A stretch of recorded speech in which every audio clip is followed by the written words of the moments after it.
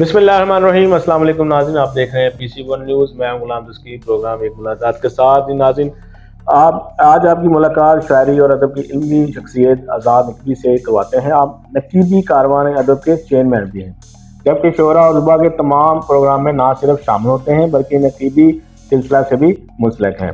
जी अस्सलाम वालेकुम आज़ाद नकीबी साहब, जी कैसे हैं आप? वालेकुम अस्सलाम। अच्छा आज़ाद नकीबी साहब, आप अपने बचपन से मुलाजम तक इल्म और अदब के मतलब कुछ फरमाएं। जी, मेरे वालिद मोहम्मद सदीक साहब, मैं उनका सातवां बेटा हूँ और आखिरी बेटा हूँ। हम 7 भाई थे और एक छोटे से गांव मंडी रुड़ाला रोड, जो कि तहसील जड़ावाला का एक छोटा सा कस्बा है, उसमें मैं पैदा हुआ। और ये 1957 की बात है, 4 अक्टूबर की तारीख थी। फिर वहीं से मैंने मैट्रिक किया गवर्नमेंट हाई स्कूल 282 गाफे शाहमद का चक। और फिर ये जो शेर व अदब के हवाले से मेरा सिलसिला था, ये तो मेरा 9वीं क्लास में ही शुरू हो गया था। इसमें अफसाने लिखना, छोटी छोटी कहानियाँ लिखना, शायरी करना, और ये मेरा काम एक अरसे तक चलता रहा। फिर मैं 74 में जब मैंने मैट्रिक कर ली तो फिर बस सिलसिला रोज़गार मुझे लाहौर जाना पड़ा। तकरीबन 18.5 या 19 साल की मेरी उम्र थी। उसमें मैं एक प्राइवेट अखबार था साला हफ्तोदा खुदामुद्दीन लाहौर, उसमें मैंने 2-2.5 साल सर्कुलेशन क्लर्क के तौर पे मैंने काम किया। फिर मैं वहाँ से 2-2.5 साल के बाद निकला और कोयटा चला गया। वहाँ पे हमारे एक बहुत अच्छे मोहसिन थे मोहम्मद यूसुफ साहब। उनकी थोड़ी सी मेहनत से मुझे उस वक़्त वापडा में नौकरी मिल गई और मैं बतौर असिस्टेंट लाइनमैन वहाँ पे काम करता रहा। फिर 1980 में मैं पीटी सेल में चला गया। उस ज़माने में नौकरियाँ ऐसी तो मिलती नहीं थी, बड़े इम्तिहान देने पड़ते, टेस्ट देने पड़ते हैं, और फिर वो जो क्लियर करता था उसमें फिर वो जाते थे। तो 1000 लोगों में से 100 बंदा उनको चाहिए था। 27वें नंबर पर मेरा नंबर था। और फिर मैंने पीटी सेल की नौकरी की। वहाँ से फिर ये अपना सब नौकरी का जो मामला था वो तो चलता रहा, और अल्हम्दुलिल्लाह फिर मैंने 27 साल मुद्दत मुलाजमत पूरी करके 28 फरवरी 2008 को पीटी से रिटायर हुआ। अच्छा, आपने अब तक कितनी किताबें तहरीर की हैं? हाँ जी, ये बुनियादी तौर पे तो मेरी 4 किताबें मुकम्मल हैं, लेकिन ये 2 छोटी छोटी किताबें मिला लें तो ये 6 किताबें बन जाती हैं। उनमें सबसे पहले एक छोटा सा पेपर था जो 8 सफ़े का था, नाज़े नकीब। फिर शाही नकीब, ये मेरे वबस्ता सिलसिला से वो रिलेटेड था। फिर मेरी 2015 में जो पहली किताब आई वो थी मिसले गुलाब, ये मेरा उर्दू का शेरी मजमूआ था। उसके बाद फिर मैंने एक ऐसा काम किया कि इंडिया और पाकिस्तान के जो शोरा हैं उनके मुंतखब कलाम को इकट्ठा करके मैंने एक इंतखाब शाया किया, उसका नाम था चिराग जलते हैं।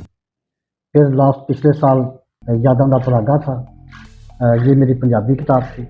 और फिर मैंने यादम दे परागे के बाद मुझे अल्लाह ताला ने दूसरी तरफ ले आया मालिक की मेहरबानी से, कि फिर मैं नात लिखना शुरू हो गया। इनमें से कितनी जो आपकी नातिया कलाम कितने हैं इन कुतुब में से? ये नात की किताब तो मेरी एक ही है, लेकिन ये मेरी आखिरी किताब थी इस हवाले से। इससे पहले मैं अफसाना भी लिखता रहा हूँ, कहानी भी लिखता रहा हूँ, और दूसरी शायरी करता रहा हूँ। ये अब नात जो है ये पिछले 4-5 साल से मुसलसल जो है ना मेरी नात ही लिखी जा रही है। अच्छा, नकीबी साहब, आप पंजाब आर्ट कौंसिल फैसलाबाद इस सिलसिले में आपसे क्या तावन कर रही है? पंजाब आर्ट कौंसिल फैसलाबाद हमें एक स्टेज ही देती है, हॉल देती है, बाकी सब कुछ तो अदबी तंजीमों को खुद ही करना पड़ता है और खुद ही करते हैं। जो इसमें कोई ख़ास हो आपके साथ कोई तावन नहीं वो कर रहे हैं? यही है कि वो बस अपना हाल हमें दे देते हैं, वक्त दे देते हैं, बाकी का हम तो तंजीमें खुद ही करते हैं। अच्छा, नाज़रीन को कोई अपनी नज़म या गज़ल जो है वो जी, सुनाना चाहें? ये एक पुरानी एक मेरी गज़ल है। जी बिल्कुल। पड़ी है रिस्म ये कि जिंदाबाद कहते हैं, पढ़ी है रिस्म ये कि जिंदाबाद कहते हैं, सुनाए शेर जो गा कर उसे उस्ताद कहते हैं। सुनाए शेर जो गा कर उसे उस्ताद कहते हैं। हमारा हर अमल ही लायके तासीन ठहरेगा, हमारा हर अमल ही लायके तासीन ठहरेगा। हमारे फ़िक्र की पुख्ता गर बुनियाद कहते हैं, हमारे फ़िक्र की पुख्ता हो अगर बुनियाद कहते हैं। और ज़माना देखता है ये फैज़ान उनका, ज़माना देखता है ये करम फरमानियाँ उनकी, करो बर्दाश्त ये सब कुछ सितम ईजाद कहते हैं। और खुदाई का करे दावा खुदा हरगिज़ नहीं होता, खुदाई का करे दावा खुदा हरगिज़ नहीं होता। उसे नमरूद कहते हैं, उसे शद्दाद कहते हैं। और लिखा है अपनी किस्मत में सहने हैं सभी सदमे, लिखा है अपनी किस्मत में सहने हैं सभी सदमे। पड़ी है रोज़ ही दिल पर सदा उस्ताद कहते हैं। और अदाओं के सभी खंजर सभी नश्ता निगाहों के, अदाओं के सभी खंजर सभी नश्ता निगाहों के, समझते हैं उसे मानी उसे बहजाद कहते हैं। और नकीबी आज ये कहनी है पते की बात ये तुमसे, नकीबी आज कहनी है पते की बात ये तुमसे। ग़ुलामी का जो मुनकर है उसे आज़ाद कहते हैं, वाह, ग़ुलामी का जो मुनकर है उसे आज़ाद कहते हैं। अच्छा नकीबी साहब, अदबी किताबों पर अवार्ड देना कब से शुरू किया और अब तक कितनी किताबों को आप अवार्ड दे चुके हैं? जी, ये वैसे तो नकीबी कारवान अदब जो है ये बनी थी 27 नवंबर 1987 को, इसकी बुनियाद रखी गई। फिर ये उस वक्त हम मुआफिल करवाते थे, तनकीदी नशिस्तें और दीगर जो मौका पर प्रमोती हैं, जैसे यौम कश्मीर है, मिलादुन्नबी है, मुसालमा है, या इस तरह जो प्रोग्राम आ जाते थे क़ायद-ए-आज़म के हवाले से या इक़बाल डे के हवाले से।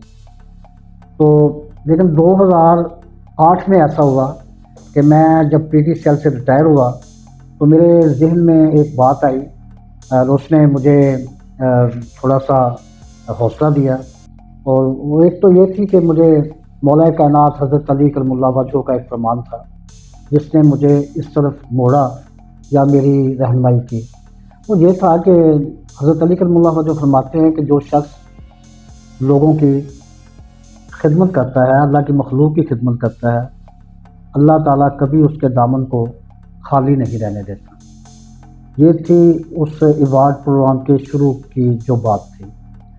दूसरा ये मैं देख रहा था कि 2008 तक पूरे पाकिस्तान में कहीं भी अवार्ड प्रोग्राम नहीं हो रहे थे। तो जब नहीं हो रहे थे तो मेरे दिल में ये ख्याल आया कि ये अवार्ड्स जहाँ पे लोगों को मिलते हैं, वो जो अगर इंजीनियर है, डॉक्टर है, प्रोफेसर है, ये बड़े लोग जो हैं, इनको तो हर जगह पे इनकी तायीद हो जाती है, उन्हें अवार्ड भी मिलते हैं, उन्हें पजीराई भी मिलती है। लेकिन मेरे मुल्क के वो लोग जो अभी नए नए लिख रहे हैं, जो अभी इस फील्ड में आए हैं, उनके लिए कोई हौसला अफजाई का सामान मौजूद नहीं था। फिर मैं इस तरफ आया और मैंने कोशिश तो की कि नए लिखने वालों को मैं ले आऊँ। और आप अंदाज़ा लगा लीजिए कि 2010 में जो मेरा पहला प्रोग्राम हुआ उसमें 2008, 2009 और 2010 की टोटल 17 किताबें थी जिसको मैंने अवार्ड दिया, यानी 3 साल की 17 किताबें। फिर मैंने कभी कहीं पे इसकी इश्तिहार नहीं दिया, कभी किसी को कहा नहीं। वो निज़ाम ऐसा चला कि अब हर साल 50, 60, 70 और पिछली दफ़ा जैसे मैं करता हूँ कि 120 अवार्ड मैंने दिए। और इस साल मैंने 93 अवार्ड जो है ना वो दिसंबर के महीने में मैंने दिए। तो अब ये कुछ इस तरह फैला कि नए लिखने वालों के साथ साथ जो बड़े उस्ताद लोग हैं उनको भी हम अवार्ड देते हैं। इनके अलावा हम उनको भी अवार्ड देते हैं जो अदब की ज़िंदगी में हमारे साथ रहे लेकिन अब वो हमारे साथ नहीं रहे। تو انہیں ہم لائف ٹائم اچیومنٹ ایوارڈ جو ہے نا ان کے لیے دیتے ہیں. اور اس کے علاوہ صحافیوں کو، فوٹوگرافرز کو، باقی جو شعبہ جات ہیں ان کو بھی ہم یادگاری شیلڈ جو ہے وہ اپنے پروگرام میں دیتے ہیں. اچھا اذان نقیبی صاحب، آپ کس شاعر سے متاثر ہیں اور ادبا میں کون سا فیوریٹ ہے آپ کا؟ دیکھیں میں اب موجودہ کی بات کریں یا اس سے پہلے جو گزر چکے ہیں ان کی آپ بات کریں؟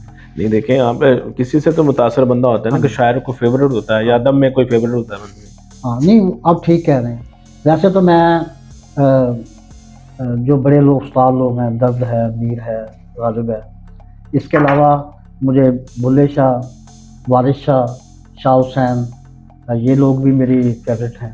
میرے زمانے میں جو میرے استاد تھے وہ تھے بشیر حامد. وہ بہت اچھے رائٹر تھے، شاعری بڑی اچھی کرتے تھے. پھر میں انہی کے ساتھ ہی زیادہ وقت میرا گزرا، انہی کو میں نے دیکھا. اور پنجابی میں میرے حکیم علی محمد راز صاحب تھے جو مجھے میری حوصلہ افزائی کرتے تھے. جیسا کہ آپ کا اتنا عرصہ ہو گیا ادب و شاعر میں، شاعر بھی ہیں، نعتیہ کلام بھی لکھ رہے ہیں، تو آپ کی جو اولاد ہے اس میں سے کوئی ادب اور شاعری کی طرف گامزن ہے؟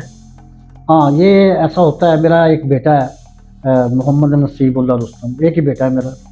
اور وہ بیٹا میرا شاعری میں تو اس کا شاید ذوق اتنا نہیں ہے، لیکن یہ ہے کہ وہ میرے سارے ہی کام کو وہ سنبھالتا ہے. اور لوگ جو ادیب اور شاعر ہیں وہ مجھ سے زیادہ اس سے محبت کرتے ہیں اور اسے جانتے ہیں. اور یہ اس کا کام ہے جو بتاتا ہے کہ میں کام کر رہا ہوں. ہاں جی بالکل. آپ نئی نسل جو ہے اس کی شاعری رتوں کی بات کو کیا توقعات رکھتے ہیں؟ لیکن جو نئے لکھنے والے ہیں یا ہماری نئی نسل میں جو یہ کر رہے ہیں اس سے کیا توقعات ہیں آپ کی؟ کیا ایسے بڑے بڑے نام پیدا ہو سکتے ہیں جیسے آپ نے نام لیے ابھی کچھ دیر پہلے؟ ہاں یہ میں اس کے لیے نا بڑی مختصر سی بات ہے کہ پہلے بھی میں یہ بات اپنے دوستوں سے یہ کر چکا ہوں کہ ہم اپنے زمانے میں اپنے جب چھوٹے ہوتے تھے تو ہمارے والدین ہمیں جب بھی کوئی اچھا تہوار آتا تھا، کوئی عید یا شبرات یا کوئی ایسا وقت آتا تھا، تو وہ ہمیں اپنے تحفے میں کتاب اور قلم دیا کرتے تھے.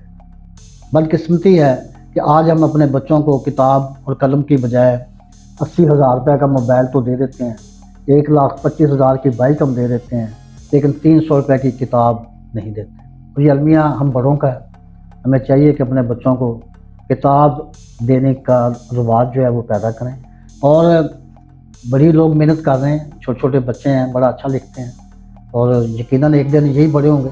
جو آج بڑے ہیں وہ کل کبھی وہ بھی ہم جیسے ہی تھے، اور آج وہ بڑے ہیں. یہ بچے نکلیں گے انشاءاللہ، کام ہو رہا ہے. اچھا اذان نقیبی صاحب، میں تو کئی دفعہ روڈوں پہ میں نکلتا ہوں تو میں نے دیکھا ہے کہ کئی جگہ پہ یہ آپ بھی دیکھا ہوگا کہ سیلیں لگی ہوئی ہیں، کتابیں جو ہیں شاعری کی اور جو بھی ہیں وہ سڑکوں پہ ایسے پڑی ہیں اور اس کو سیل آؤٹ کیا جا رہا ہے. تو کیا یہ کتابوں کی بے حرمتی نہیں ہے اور ان کے ساتھ یہ زیادتی نہیں؟ ہاں یہ یقیناً یہ المیہ تو ہے کہ بلکہ مجھے اس بات پہ دکھ ہوتا ہے کہ بڑے بڑے رائٹرز جو ہیں ان کی کتابیں جو ہے نا وہ سڑکوں پہ پڑی ہیں. بلکہ میں تو یہ سمجھتا ہوں کہ ایک رائٹر کے لیے یہ اعزاز ہونا چاہیے کہ لوگوں کو کتاب خرید کے پڑھنے کی عادت ڈالنی چاہیے، نہ کہ یہ کہ گفٹ. اور مجھے تجربہ ہے، یہ لوگ کتابیں لیتے ہیں بڑے شوق سے لیتے ہیں لیکن وہ پڑھتے نہیں ہیں، اور وہ کہتے ہیں کہ جی ہمارے پاس اتنی کتابیں ہیں. ان میں سے اگر کوئی کتاب پڑھتے تو یقیناً فائدہ بھی ہوتا. میں ویسے امید رکھتا ہوں کہ انشاءاللہ آنے والا وقت اچھے ادب کا ہے. اچھا نقیبی صاحب، ہمارے پلیٹ فارم سے جو ہے وہ جیسے میں نے آپ سے سوال کیا یہ بے حرمتی والا بکس کا، اس میں آپ انتظامیہ کو اور ہماری گورنمنٹ کو کیا پیغام دیں گے کہ ان کو ایک سلیقے کے ساتھ ان کی سیل آؤٹ کی جائے، کچھ اسٹال ایسے اچھے لگائے جائیں یا کوئی نمائش کی جائے تاکہ یہ سڑکوں پہ رولنے کی بجائے عزت طور پہ یہ بکیں؟ کیا پیغام دیں گے ہماری گورنمنٹ کو؟ ہاں یہ میں یہی اس پیغام دوں گا. یہ بڑا سیدھی سی بات ہے کہ جو لوگ کتاب کی حرمت کو نہیں جانتے وہ کبھی ترقی نہیں کر سکتے. ہم وہ کیا کسی نے کہا تھا کہ جوتے تو ہم شو کیس میں رکھتے ہیں، کتابیں ہم فٹ پاتھ پہ پھینک دیتے ہیں.